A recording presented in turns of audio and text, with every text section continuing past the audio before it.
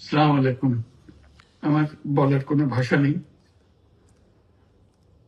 কিভাবে শুরু করব সেটা বুঝতে পারছি না। আমার মতো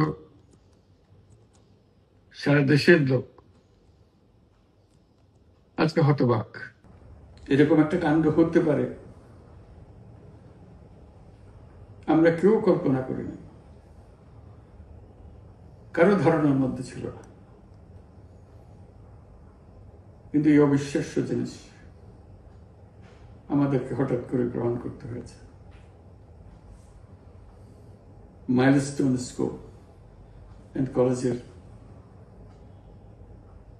যে দুর্ঘটনা, প্রশিক্ষণ বিমান বিধ্বস্ত হয়ে এই কচি শিশুদের উপরে ঝাঁপিয়ে পড়ল, আগুনে পুড়ে মরল। মা বাপদের আমরা কি জবাব দেব?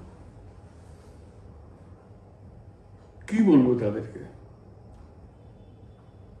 আমরা নিজেদেরকে তো জবাব দিতে পারছি না। অজানা শিশুদের মুখ সবার চোখে ভেসে উঠছে। সারা জাতি হতভম্ব বা ক্রুদ্ধ। শোকাহত বললে খুব কম বলা হবে।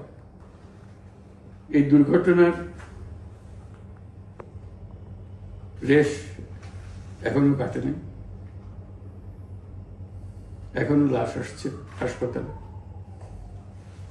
এখনো হাসপাতালে মারা যাচ্ছে। মা বাবা এখনো খোঁজ নিচ্ছে আমার সন্তান কোথায়, তাকে আর কোনোদিন চেনা যাবে কিনা।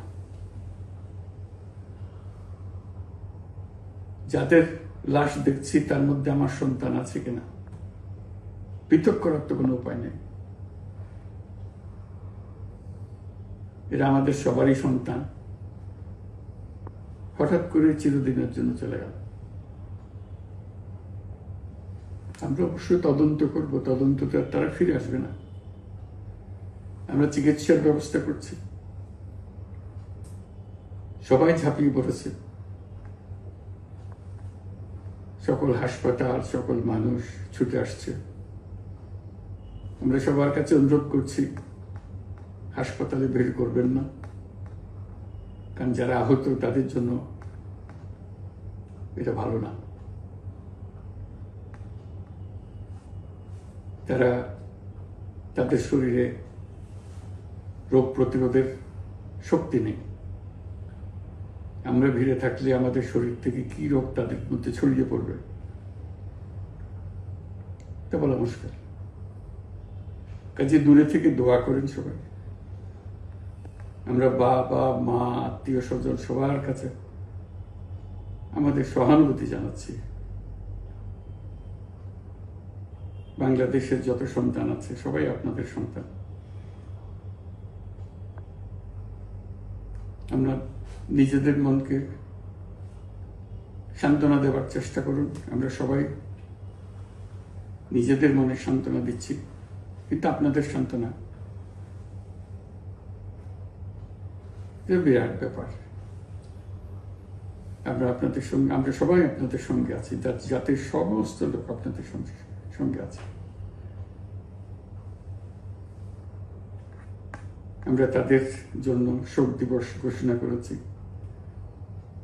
আগামীকাল শোক দিবস। আমরা সবাই মিলে তাদের কথা স্মরণ করব, তাদের আত্মার শান্তি কামনা করব। আজকে থেকে সবাই তাদের আত্মার জন্য, তাদের রুহের জন্য মাগফিরাত কামনা করব। আল্লাহ আপনাদেরকে শান্তি দিন। আমাদের জাতির সবাইকে, যারা এই দুর্ঘটনায় বিধ্বস্ত, সবাইকে আল্লাহ শান্তি দেন।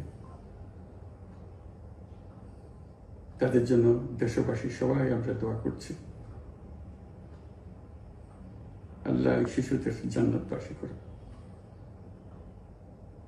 খুদা হাফেজ।